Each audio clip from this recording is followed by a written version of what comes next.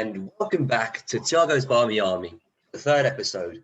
Right, so today, obviously I've had some really good performances this week. I think we can all agree on that. We're going to recap both games. We're going to talk about Frank and him potentially finding the right formula for the team.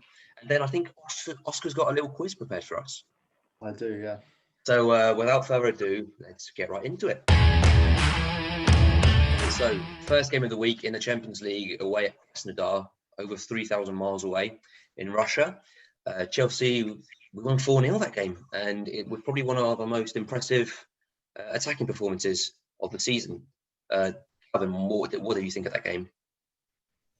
Yeah, I think it was a great game overall. I think we looked so comfortable on the ball. I think every time we got the ball, we looked a real threat, especially Ziyech, who's really picked up form recently.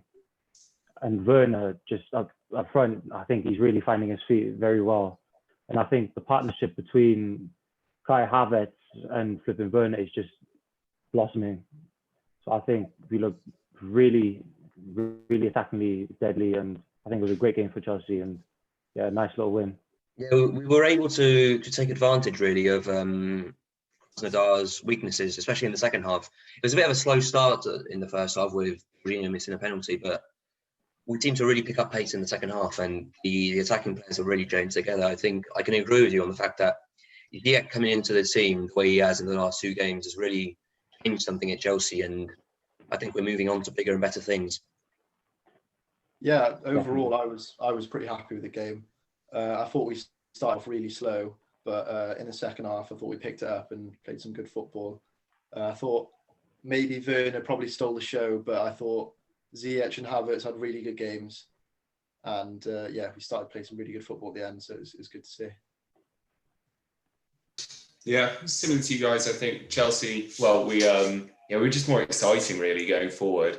I think what we've been saying the last few episodes of the podcast about, maybe Frank should swap a couple of players out and look to bring the likes of Ziyech and a couple of others that he spent more money on, really so they can really show what they're all about. Because we've seen it before when they're playing for like Ajax and their respective clubs in Europe. And yeah, they turn it on, they turn on the style when playing for us against Krasnodar. Not the best opposition, but still they rolled them over easily. And just showed their class. So really good display. Jorginho's penalty was a bit of a shame, the missed penalty. But aside from that, yeah, got the job done very professionally and really good win. Yeah, much better going forward. Much more exciting. I thought it was really good to see as well that obviously Jorginho missed a penalty, but then Werner stepped up for the next one and put it away. I like that we didn't keep it on Jorginho. Yeah, I was going to say about that. It didn't demoralise the team either, so obviously we were able to keep our confidence going forward to take penalties. It's quite positive to see, really. Yeah, absolutely. Do you reckon Jorginho will stay on pens or? Yeah, I think he will stay on pens, but I think maybe if Werner sort of wins the penalty, I'd like to see him sort of grab the ball, just like show that striker's instinct. I think as soon as Werner stepped up for that pen, I was a bit like, oh, okay, what's this now? Yeah. And then the confidence he showed it was like in the middle, slightly left, but the power on it was incredible. I think I was real confident there. I think Jorginho will stay on pens, but seeing the way he's been playing recently, it's not so much the fact that he hasn't been playing very well, but more so the fact that other players have been playing better than he has. I think when he's on the pitch, he'll be taking penalties, but I think he might be on the pitch less and less as the team goes forward. Yeah, I think Jorginho really suits us when we're sort of playing against a better side, when we really need to sort of get the ball down and just take control of the game and get possession-wise. But when we're against a weaker side like that, I think we just need to attack, and he's quite like negative with the way he plays. So I think switching him out for Mount against Burnley was a really good thing to do. And talking about Burnley, we're going to move on to the second game of the week. Another very impressive win, 3 goals scored. Same thing a bit, sort of a slow start in the first half, but quickly we got our bearings right and started to play quite interesting football. Yeah, I was really happy with this game. This is probably one of the best games I've seen us play this season. I know it's against Burnley, they're a weak side and whatnot, but really I think, like I said, Ziyech is like sort of the missing piece to the jigsaw. I think with him getting slotted in, we started to play some really good football, and they didn't even harm us at all in the.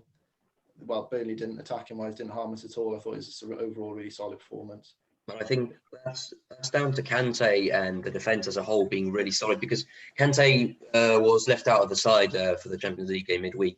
And coming into this game, I thought he was able to link up play from the defence to the attack really well, and it helped us transition going forward quite well. But he was also very quick at breaking down basically every single one of Burnley's attacks with Uma and Thiago Silva, who are also really good in that game. But I think Kante really is a key piece that can't be left out for the biggest games of the season, I think, going forward from now.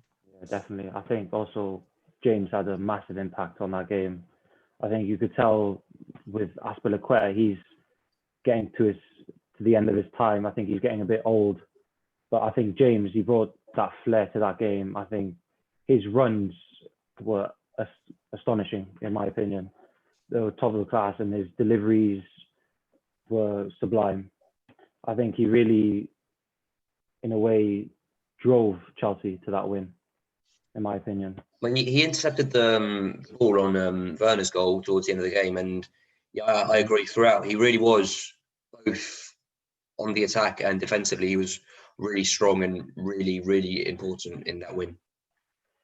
Definitely. I do think another player who Oscar mentioned who really has changed things is Ziyech again. I think he got a goal and assist in that game, and he really was playing a wide cam role and really linked up stuff going forward. And also, yeah, he was probably the best player on the pitch yesterday for Chelsea. He was really important in that win.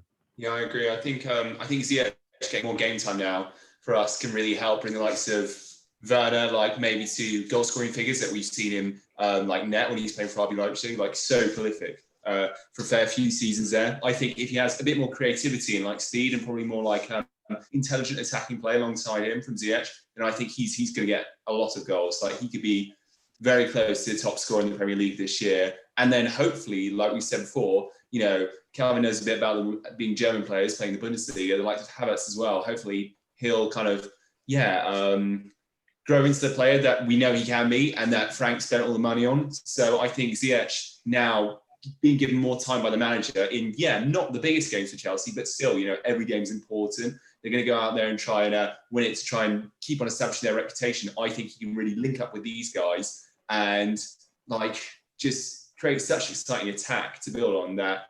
I mean, if the defence follows up with Silva, which is at the moment, then we have got a really frightening team prospect,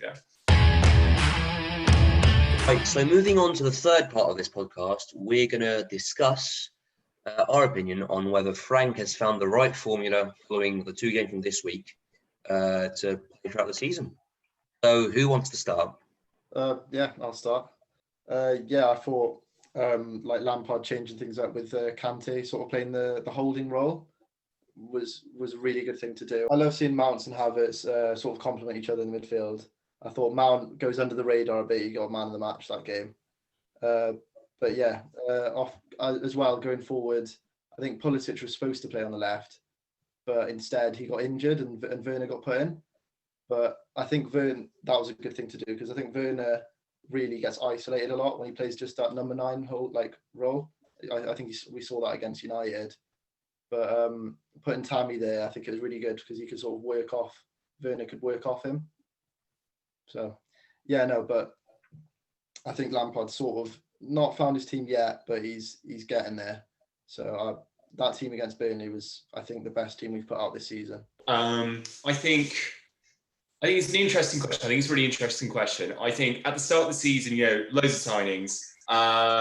He's tried different formations throughout because we were leaking goals probably more than we should have been in the opening few fixtures. And it became quite frustrating, especially when we signed someone like Thiago Silva.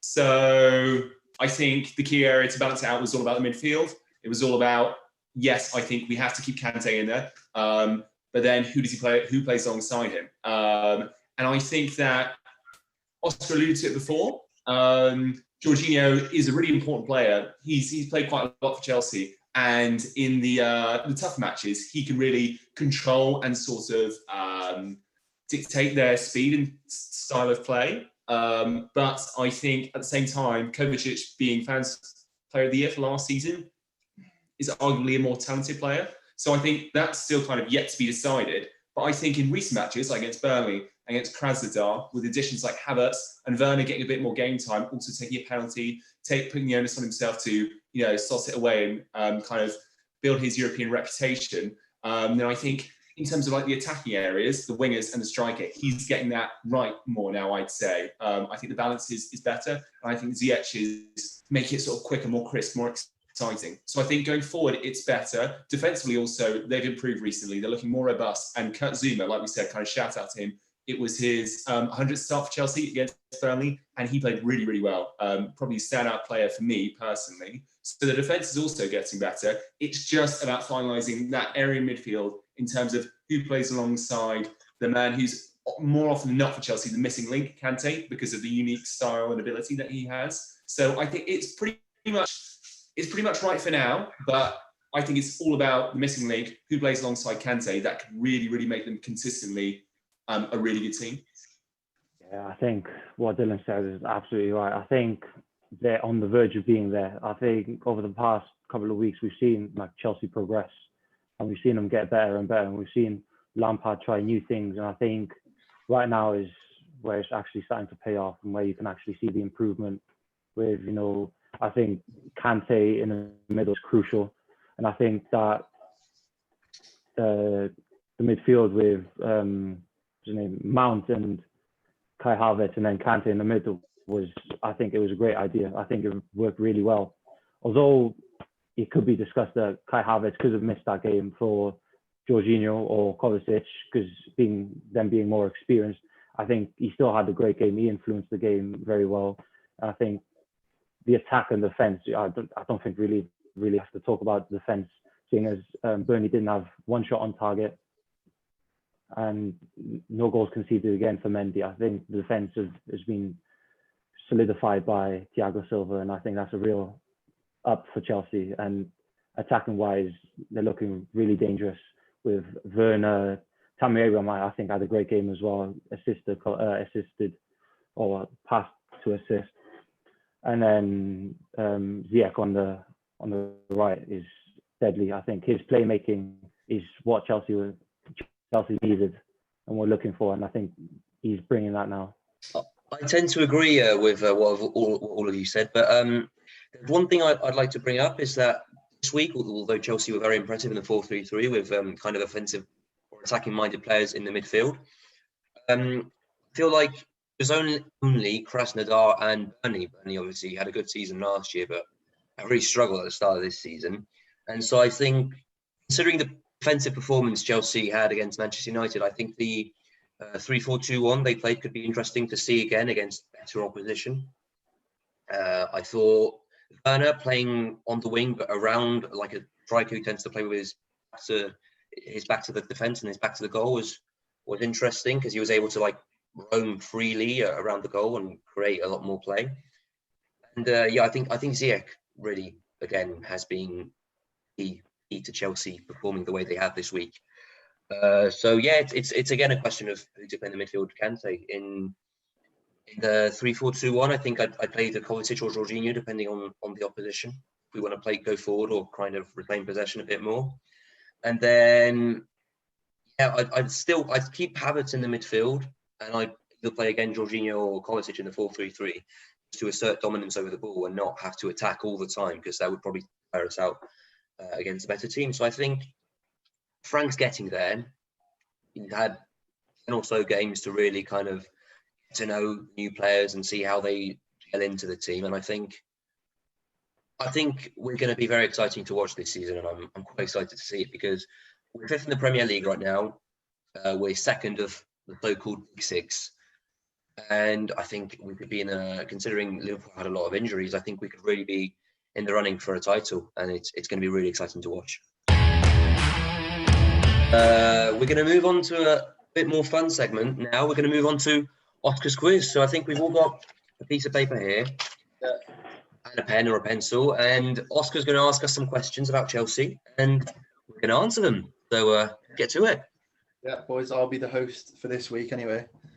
I'm going to fire off some questions. I'll have 5 questions, and it's just going to be A, B, C, D, sort of that sort of order. I just want you to chuck your answer up all at the same time, and then we'll see who's the winner. So it's starting off quite easy. Where do Burnley play their home games? A, Vicarage Road, B, Carrow Road, C, Turf Moor, or B, Burnley Stadium. 3, 2, 1, show. C for Turf Moor. Oh, okay, everyone got that. Yeah, that was a C. It's definitely a B, Calvin. No, like. Show it again. Show it again. Show it again. See? Wait, let me see that. That's a dirty question. Next question. How many goals did Pulisic score against Burnley last season? Is it A1, B2, C3? Which game? 4. All season, then, Away. The game away from Away. Okay. 3, 2, 1, show. Yeah, sweet. Everyone's got that one. Okay, it gets a bit harder now. Which Burnley player used to be in Chelsea's academy? Is it A, Jack Cork, B, Nick Pope, C, Ben Mee, or D, Ashley Barnes? Yeah. 3, 2, 1, show.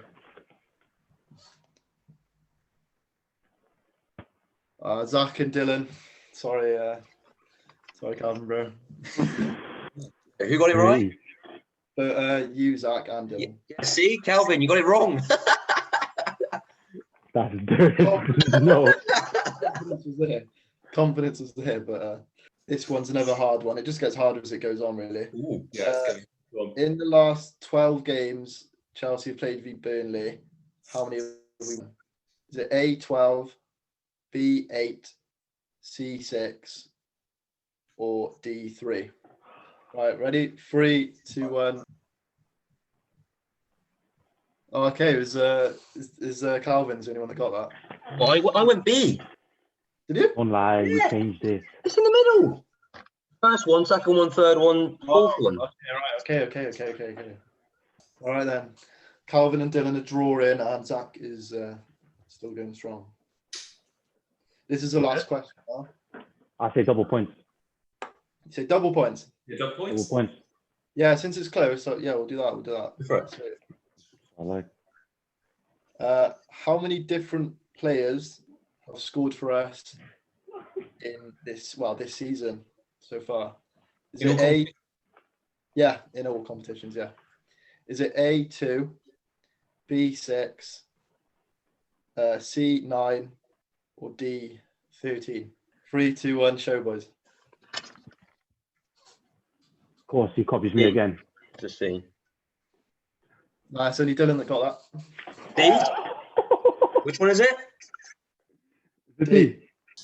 13 players have scored. Because they played the Carabao Cup match where they won 5-0. We won 5-0 or something like that. Oh, yeah. It was 6, I think, yeah. Fair enough. Yeah. So if we're going off double points, we could have been on a draw between, tiebreaker between Dylan and Zach. But if we're going off double points and Dylan snatched that at the end. You know what? I'm not. Well done, mate. Big dub for Dylan. Okay, so Dylan, who's won this week, props to him, is going to be hosting the quiz next week. Well done, mate. Cheers. I play.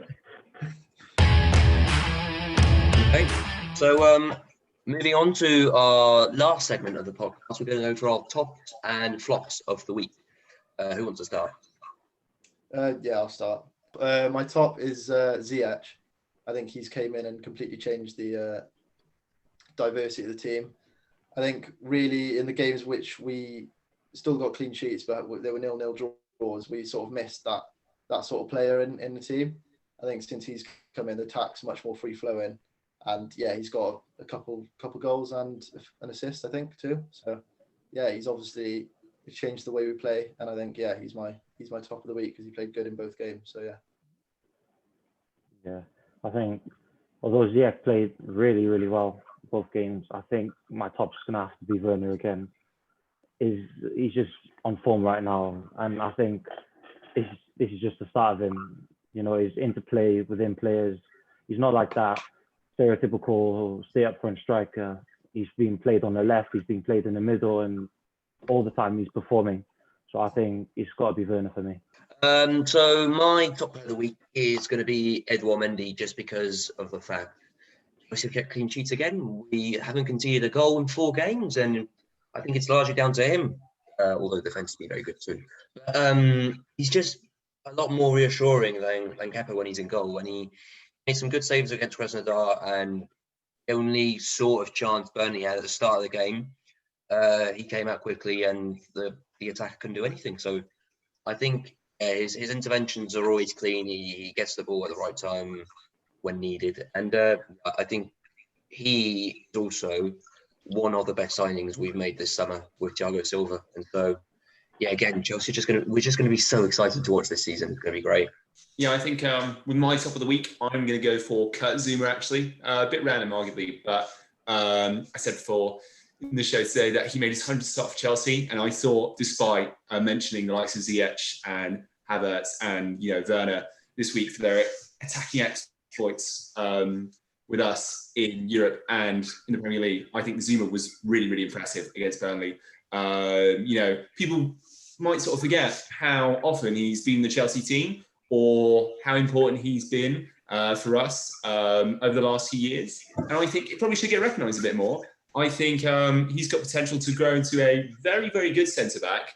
And certainly, maybe for this season, hopefully the next, if we're fortunate enough, we'll be able to play alongside someone of the quality of Thiago Silva. And that will take his game to really, really top levels. So I thought he was very impressive against Burnley. And him and Thiago Silva could be a couple of stalwarts in defence for us this season. So, yeah, one to watch out for the rest of the season, and very impressive for me this week.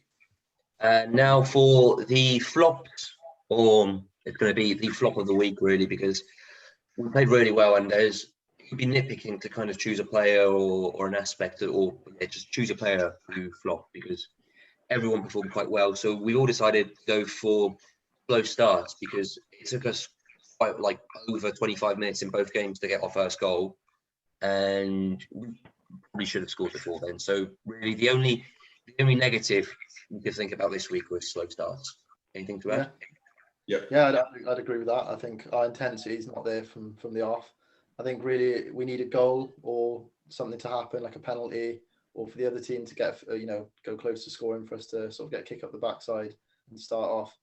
But yeah, I think that's the only thing we can really fault about the team in the last few games, is that we just haven't started good enough. Yeah, I think so. I think although it could be said that it's due to us not playing the best of teams in Burnley or in the Champions League game, but I think if say we did that against Liverpool or Everton right now, I think we could get severely punished and we could concede an early goal. So I think that's a huge downfall that we really need to work on for future games. Yeah, I thought interesting. I was wondering whether with slow starts being flop of the week for Chelsea, I thought whether you could argue that could be down to managerial inspiration. I don't think it's fair, because I think Lampard has shown that he's made a lot of positive decisions this week in terms of selection, formation change, and just the style of play that's been a result of that. I think slow starts is the agreed flop of the week. And it's just a bit of a shame, because if we start a bit quicker against the likes of Krasnodar and Burnley, a team that's not really used to European football, and Burnley, it's always tough away from home, but they've been struggling for some reason. Not really quite sure why. I think injuries have a part to play in that.